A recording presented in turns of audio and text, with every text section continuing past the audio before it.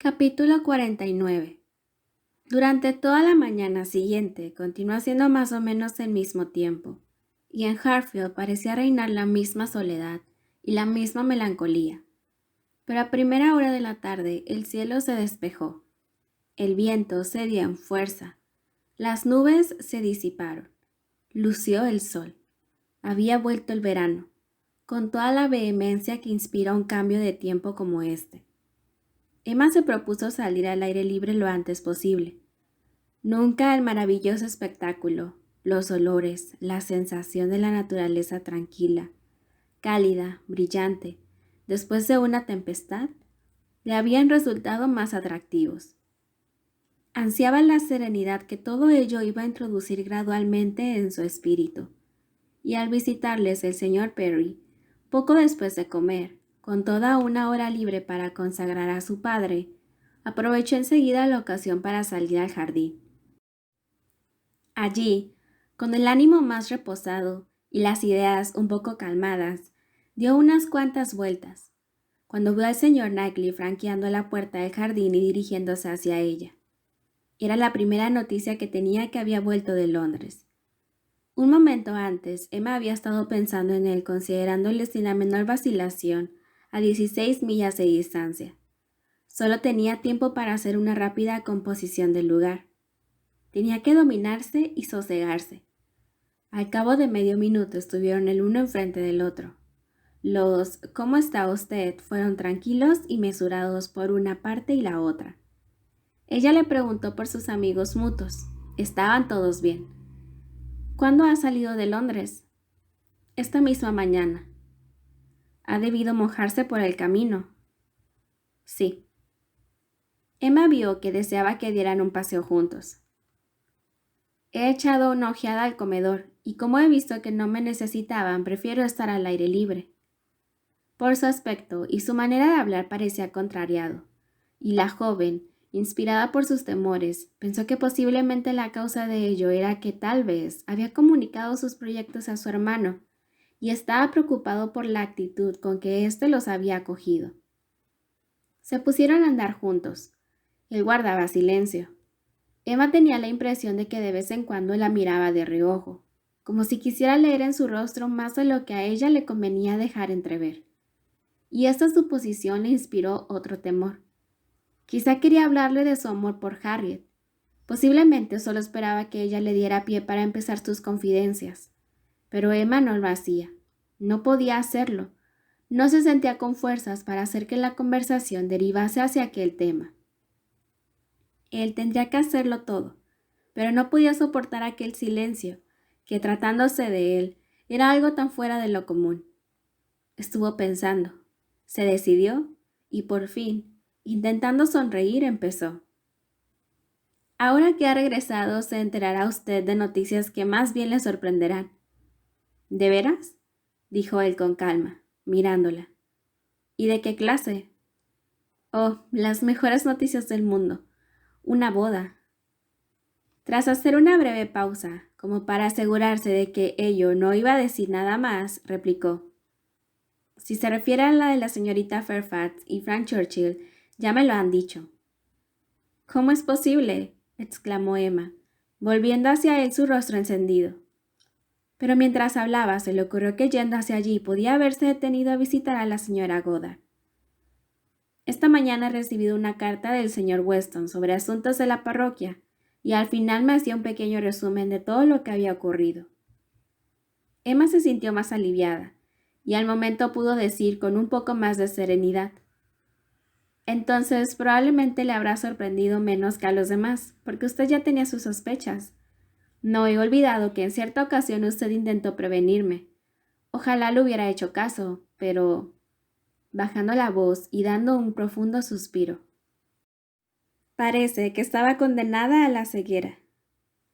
Durante unos momentos hubo un silencio, y Emma no advirtió que sus palabras habían causado una profunda impresión en su interlocutor, hasta que sintió que le cogía la mano y se la llevaba al corazón, y lo oyó decir en voz baja en un tono muy emocionado.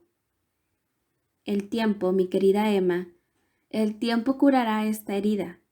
Tiene usted un gran sentido común. Tiene que hacer un esfuerzo pensando en su padre. Ya sé que para usted misma. Volvió a apretar de nuevo la mano de la joven, mientras añadía con voz aún más cálida y más entrecortada. El más fiel de los amigos, indignación, aquel odioso canalla, y en un tono más bajo, más resuelto. Pronto se irán al Yorkshire, lo siento por ella, merece mejor suerte. Emma le comprendió, y apenas pudo recuperarse de la intensa sensación de gozo que le había producido aquella prueba de afecto por parte de él, replicó: «Es usted muy bueno, pero se equivoca, y tengo que decirle cuál es la verdad. No necesito esta clase de compasión. Mi ceguera ante todo lo que estaba pasando me llevó a actuar de un modo del que siempre me avergonzaré, y me vi neciamente tentada a decir y hacer muchas cosas que pudieron dar pie a las suposiciones más desagradables. Pero esta es la única razón que tengo para lamentar el no haber estado antes en el secreto». «Emma», exclamó él mirándola afanosamente, «¿es cierto lo que dice?». Pero enseguida, dominando su entusiasmo: No, ya le entiendo. Perdóneme. Me alegro de que pueda decir eso. No, ciertamente no vale la pena lamentar su pérdida, y confío en que no pase mucho tiempo antes de que no sea solo su razón la que reconozca todo eso. Ha tenido usted suerte de que su corazón no se hubiera comprometido más. Le confieso que, por la actitud de usted, yo nunca podía estar seguro de hasta dónde llegaban sus sentimientos. Solo tenía la seguridad de que había una predilección de la que yo nunca le consideré merecedor. Es alguien que deshonra el apelativo de hombre, y un ser así ha de recibir en recompensa una muchacha tan encantadora. Jane, qué desgraciada serás. Señor Knightley, dijo Emma, tratando de mostrarse animosa, pero sintiéndose en realidad en medio de la mayor confusión. Me pone usted en una situación muy delicada.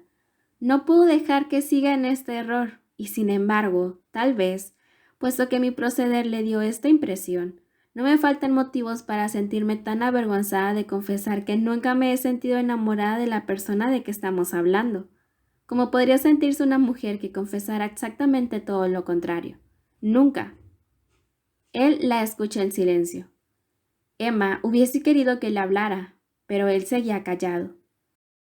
Supuso que debía añadir algo más antes de hacerse merecedora de su clemencia, pero se resistía a verse obligada a rebajarse a sí misma ante él. Sin embargo, siguió diciendo: «Mi proceder tiene pocas disculpas. Me tentaron sus atenciones y me permití a mí misma mostrarme complacida. Una vieja historia, probablemente un caso muy corriente, algo que les habrá ocurrido a centenares de mujeres antes que a mí. Y con todo, no es la más disculpable la que como yo sienta plaza de inteligente. Concurrieron muchas circunstancias en esa tentación.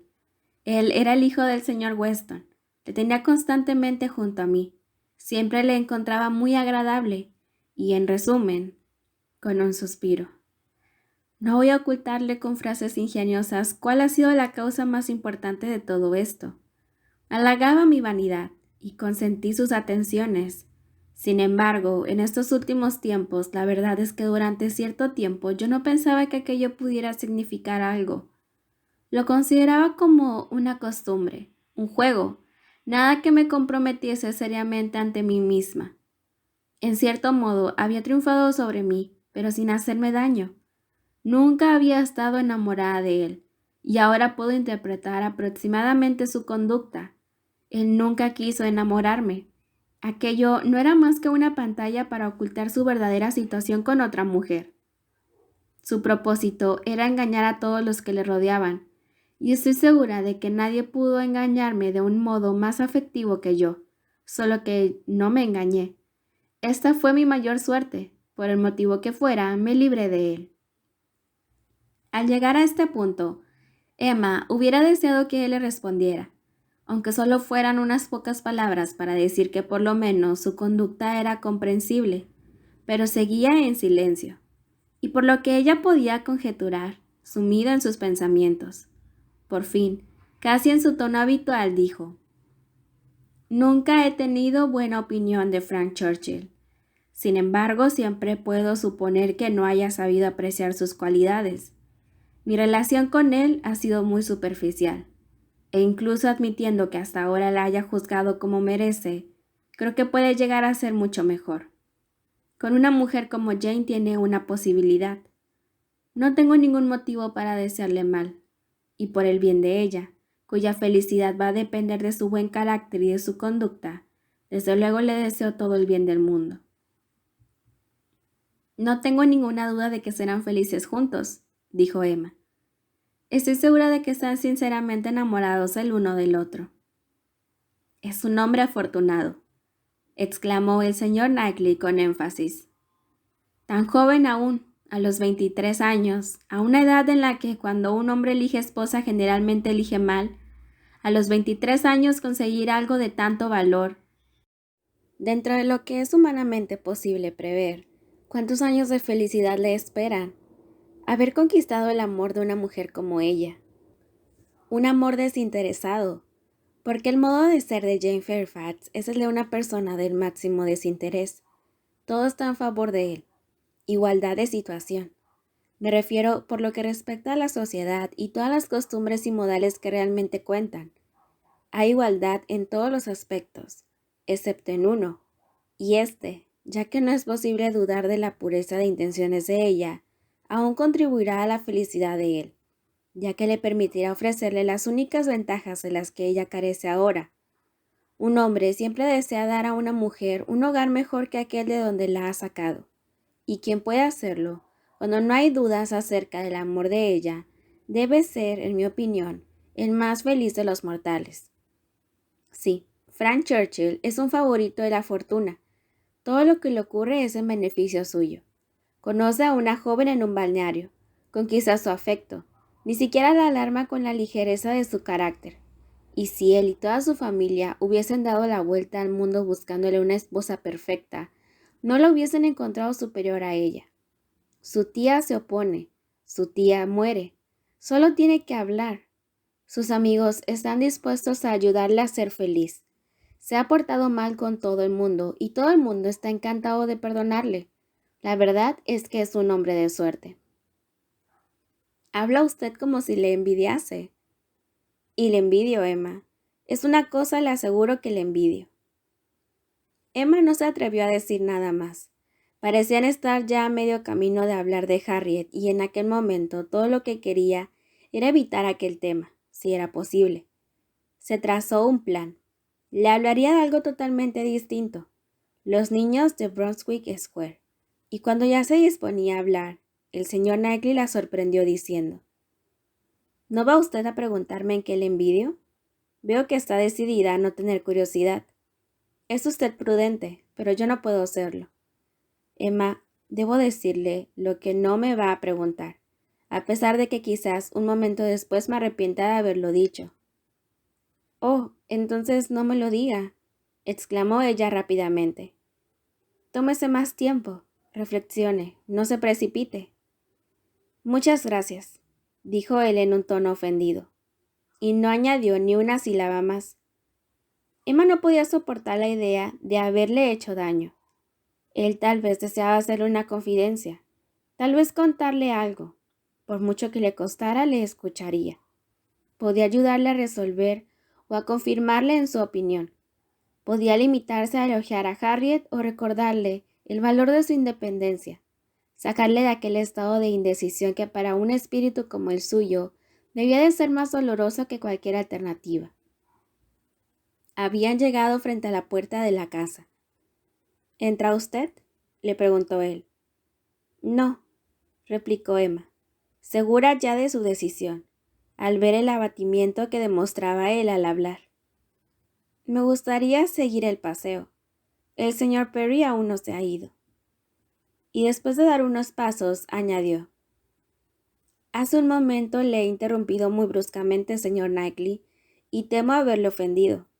Pero si desea hablar francamente conmigo como amiga, o pedirme la opinión sobre cualquier cosa que tenga usted en proyecto, como amiga estoy a su disposición. Escucharé todo lo que quiera decirme, y le diré exactamente lo que piense. Como amiga, repitió el señor Knightley. Emma, lo que temo es una palabra. No, prefiero que no. Sí, quédese. ¿Por qué voy a vacilar? Ya ha ido demasiado lejos para poder ocultarlo ahora. Emma, acepto su ofrecimiento. Por raro que pueda parecerle, lo acepto y me confío a usted como amiga. Dígame, ¿puedo tener alguna esperanza? Se interrumpió como para dar énfasis a su pregunta, mientras con la mirada dominaba completamente a la joven. Mi querida Emma, siguió diciendo, porque querida lo será usted siempre para mí, sea cual sea el resultado de esta hora de conversación. Mi querida Emma, mi amada Emma, contésteme enseguida. Diga no si es eso lo que tiene que decir. Emma era absolutamente incapaz de decir nada, y él exclamó muy excitado. Se calla usted, no dice nada. Por ahora no pregunto más. Emma estaba casi a punto de desvanecerse por la emoción de aquellos momentos. Entonces el sentimiento más acusado en ella era el temor a despertar del más feliz de los sueños. No soy hombre de muchas palabras, Emma, siguió diciendo en un tono tan sincero, tan decidido y tan afectuoso, que no podía sino convencer. Si la quisiera menos, tal vez podría hablar más, pero ya sabe cómo soy. De mí solo ha oído la verdad. Yo le he hecho reproches y la he sermoneado, y usted lo ha soportado como ninguna otra mujer en toda Inglaterra lo hubiese hecho. Soporte ahora las verdades que tengo que decirle, mi querida Emma, como siempre las ha soportado. Mis modales tal vez no las abonan demasiado. Sé bien que no he sido un enamorado ejemplar, pero usted ya me comprende. Sí, usted ve. Usted comprende mis sentimientos, y si puede, corresponderá a ellos. Ahora solo le ruego que me deje oír, aunque sea solo una vez, que me deje oír su voz. Mientras el señor Knightley hablaba, la mente de ella estaba en plena actividad, y con toda la prodigiosa celeridad del pensamiento había podido, sin perder ni una palabra, captar y comprender cuál era la verdad exacta de todo aquello. Ver que las esperanzas de Harriet habían sido totalmente infundadas, un error, un engaño tan total como cualquiera de los suyos propios, que Harriet no era nada para él, que ella lo era todo, que lo que ella había estado diciendo relativo a Harriet había sido tomado como expresión de sus propios sentimientos, y que su agitación, sus dudas, su contrariedad, él los había tomado como un medio de desanimarle a él, que Emma había adoptado. Y no solo tenía que ir haciéndose cargo de todas esas cosas que significaban tanta felicidad para el porvenir. Había también que alegrarse de no haber revelado el secreto de Harriet y de decidir que ya no era necesario, ni se haría. Ahora era todo lo que podía hacer por su pobre amiga, ya que, por lo que se refiere al heroísmo del sentimiento que podía haberle impulsado a intentar que él transfiriese su amor de Emma a Harriet, como la más digna, infinitamente más digna de las dos, o incluso la actitud mucho más sencilla y sublime de decidir rechazarle al momento, y para siempre, sin confesar los motivos, por el hecho de que no pudiera casarse con ambas. No, Emma no estaba dispuesta a esos sacrificios. Pensaba en Harriet con pena y arrepentimiento, pero en su espíritu el impulso de generosidad no alcanzó extremos de insensatez que se hubieran opuesto a todo lo que podía ser probable o razonable. Había desencaminado a su amiga, y esto sería siempre para ella un reproche viviente, pero su buen juicio era tan firme como sus sentimientos, tan firme como lo había sido siempre, y no podía aceptar para él una unión como aquella, tan desigual y tan impropia. El camino que Emma veía ante sí era claro, pero no sin dificultades. Ante sus apremios se vio forzada a hablar. ¿Qué es lo que dijo? Exactamente lo que debía decir, por supuesto, como hace siempre una dama. Dijo lo suficiente para darle a entender que no tenía por qué desesperarse, invitándole a decir algo más. Por un momento, él había perdido las esperanzas, al ver que se le instaba a la prudencia y al silencio, como si aquello representase una negativa. Ella había empezado por negarse a oírle. Luego el cambio de actitud había sido un tanto brusco. Su proposición de seguir paseando, el modo en que Emma había reanudado la conversación que ella misma acababa de interrumpir, no había dejado de causarle sorpresa. Ella se daba cuenta de que había obrado de un modo incongruente, pero el señor Knightley fue tan amable que prefirió olvidar el caso y no le pidió más explicaciones. Pocas veces, muy pocas, sucede que los seres humanos pueden obrar mostrando la verdad completa acerca de sus actos. Casi siempre queda algo un poco oculto, algo en una cierta penumbra, pero cuando, como en este caso, si hay algo oculto en la manera de obrar, pero no en los sentimientos, no tiene gran importancia. El señor Knightley no podía encontrar un corazón más enamorado que el de Emma, un corazón más dispuesto a aceptar el suyo. En realidad, él no había tenido ni la menor sospecha de la influencia que ejercía sobre la joven. Había salido a su encuentro en el jardín sin la intención de ponerla a prueba. Había acudido a Hartfield preocupado por ver cómo ella había tomado la noticia del compromiso matrimonial de Frank Churchill, sin ninguna mira egoísta, sin intención de ninguna clase, excepto la de intentar, si ella se lo permitía, consolarla o aconsejarla. El resto había sido obra de las circunstancias, el efecto inmediato de lo que oyó y también de sus sentimientos. La grata certidumbre de que Emma solo sentía indiferencia por Frank Churchill, de que jamás le había entregado su corazón, hizo nacer en él la esperanza de que con el tiempo podía llegar a conquistarlo para sí. Pero no había sido una esperanza de algo concreto, inmediato. Tan solo en aquellos momentos en los que la vehemencia de su anhelo se impuso a su razón, aspiraba a oír que ella no se oponía a su tentativa de llegar a conquistar su amor. Las esperanzas de algo más que progresivamente se le fueron ofreciendo le dejaron enajenado de alegría. El afecto que él había estado rogando que le permitiera crear dentro de lo posible era ya suyo. En media hora había pasado de un estado de ánimo totalmente abatido a algo tan semejante a la felicidad perfecta, que este era el único nombre que podía darle. El cambio experimentado por ella fue parecido. Aquella media hora había dado a ambos la misma inapreciable certeza de ser amados. Había disipado en uno y otro las mismas brumas de la incomprensión, de los celos, de la desconfianza. Por parte de él habían sido unos celos muy antiguos, que se remontaban a la época de la llegada de Frank Churchill, e incluso antes, cuando aún se le esperaba. Había estado enamorado de Emma y celoso de Frank Churchill desde aquellos días en los que probablemente un sentimiento le había permitido darse cuenta del otro. Habían sido sus celos de Frank Churchill que le habían hecho dejar Highbury. La excursión a Box Hill le había impulsado a partir. Consideró que por lo menos así evitaría el volver a ser testigo de todas aquellas atenciones que ella permitía y alentaba. Se había ido para aprender a ser indiferente, pero para ello había elegido un mal lugar. Había demasiada felicidad doméstica en la casa de su hermano. La mujer representaba allí un papel demasiado atractivo. Isabela se parecía demasiado a Emma, diferenciándose solo de ella en una serie de cosas en las que era claramente inferior, y que no hacían más que evocarle con mucha más fuerza el recuerdo de su amiga.